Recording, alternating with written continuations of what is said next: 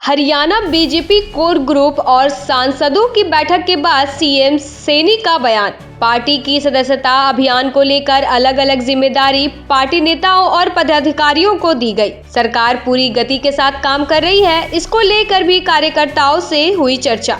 निकाय चुनाव को लेकर भी कार्यकर्ता पूरी तरह से तैयार है। सीएम कांग्रेस पर निशाना साधा, बोले पिछड़ों और एससी का शोषण किया और केवल वोट लिया।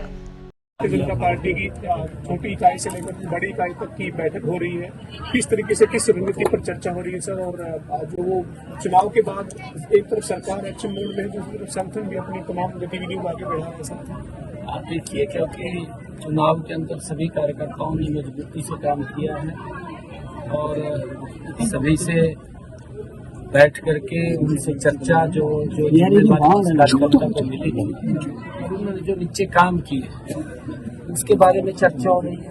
कहाँ कार्यकर्ताओं ने जो अच्छे भी काम किए हैं, सभी कार्यकर्ता मजबूती से लगे रहे हैं, यहाँ गर्मी में लगे रहे हैं। तीसरी बार बड़े मैंडेट के साथ ये कार्यकर्ताओं के दम पर ही सरकार आई है।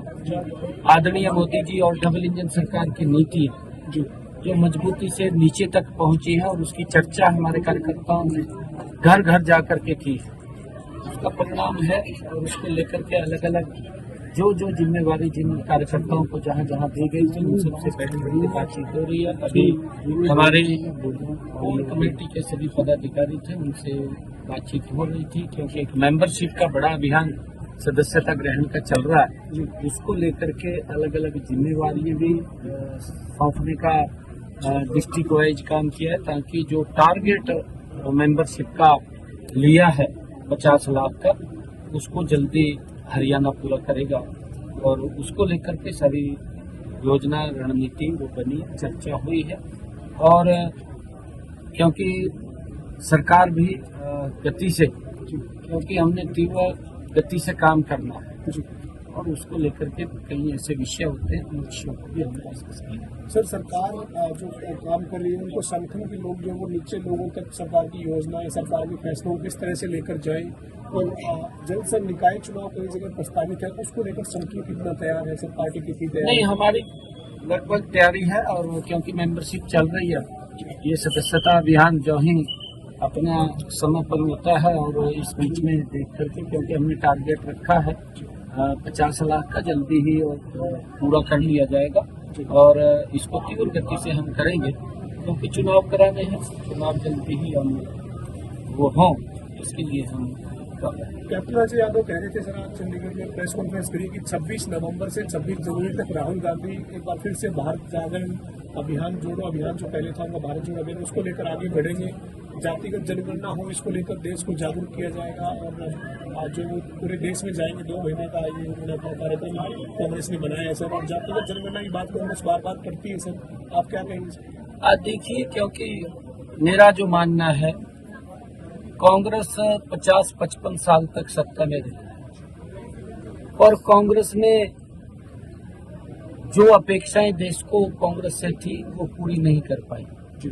उन्होंने बेशक अपनी अपेक्षाएं पूरी कर ली हैं, कांग्रेस के नेताओं ने, कांग्रेस के लोगों ने शायद अपनी अपेक्षाएं पूरी कर ली, तो देश को जो अपेक्षाएं थी उससे देश वंचित रहा है। अभाव था हर चीज का। ये कैप्टन साहब को भी मैं तो आप सबसे कहूंगा कि आप सब जागरूक पत्रकार हैं, जब ये लोग इस प्रकार की बात करते हैं तो उनसे जरूर पूछना चाहिए। जब सड़कों का भी अभाव था इनके समय के अंदर, गैस का भी अभाव था, विकास का भी अभाव था, सड़कें भी नहीं बनती थी, मेडिकल कॉलेजों का भी, हेल्थ का भी अभाव था, एजुकेशन का भी अभाव था इनके समय के अंदर। परंतु क्योंकि जब देश ने इनको देख लिया है, कांग्रेस पार्टी को, और उनको नकार दिया है, जब इनको नकारा है तो इनको फिर इस प्रकार की बातें याद आती हैं कि ध्यान डाइवर्ट करना है, जनगणना करानी है। भाई थारे को किसने रोक लिया था? 55 साल तक रहे हैं और ये भी मंत्री थे उस सरकार में, आवाज उठानी चाहिए थी भाई जी जनगणना कराई जाए। परंतु जब तो ऐसा लग रहा था अभी वोट तो ले लेते थे, पिछड़े का भी शोषण करते थे और एससी का भी शोषण करते थे। आम व्यक्ति का भी शोषण करते थे। तब तो ध्यान नहीं रहता था भी वोट दे रहे हैं हमें। अब जब उन्होंने नकार दिया, अब कई प्रकार की बातें इनके ध्यान में। सर झारखंड और महाराष्ट्र को लेकर क्या कहेंगे? वहाँ भी चुनाव प्रचार में गए थे सर, वहाँ के ये नतीजों में कितना आश्वस्त है? हरियाणा का असर नहीं, पूर्ण रूप से बिल्कुल। लोग देखिए, नीचे के लोग इस बात को पूरे अवगत हैं कि मोदी जी ने जो काम किए उसको कोई नकार नहीं सकता पूरे देश के अंदर, क्योंकि इतने जबरदस्त काम हुए कि पहली बार ये सरकार गरीब के घर में पहुंची है। नहीं, आज तक तो गरीब तो देखता रहता था सरकार का है, दिखाई नहीं देती थी सरकार, परंतु अब गरीब व्यक्ति को ये लगने लगा है कि जब से मोदी जी 2014 से प्रधानमंत्री बने हैं कि एक्चुअल में गरीब की अगर किसी ने सुध ली है या गरीब के बारे में विचार किया है तो ये नरेंद्र मोदी डबल इंजन की सरकार ने विचार किया। उसका परिणाम है कि अंतिम छोर तक गरीब के घर तक योजना पहुंचाने का लाभ नरेंद्र मोदी की सरकार ने किया है।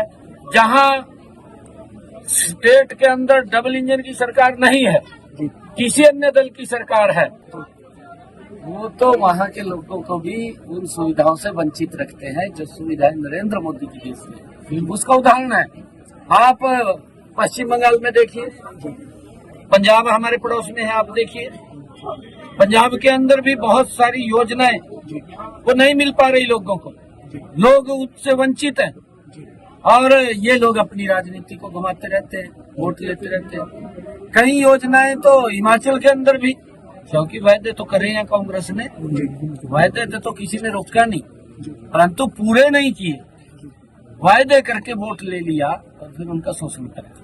अब तो आप आश्वस्त है एनडीए और बीजेपी? बिल्कुल, बिल्कुल। महाराष्ट्र के अंदर भी दूसरी बार बहुत बड़े मैंडेट के साथ आदरणीय नरेंद्र मोदी जी के नेतृत्व के अंदर एनडीए सरकार बन रही है, डबल इंजन की सरकार बन रही है। झारखंड में बन रही है, क्योंकि मैं जीरो ग्राउंड के ऊपर रहा हूँ। लोगों का एक बड़ा जोश, जो उत्साह, आम पब्लिक, क्योंकि मोदी जी की नीतियों से बड़ा प्रभावित है और वहाँ पर जो 2.5 सालों के अंदर हमारी सरकार ने काम किए हैं वो ऐतिहासिक कामों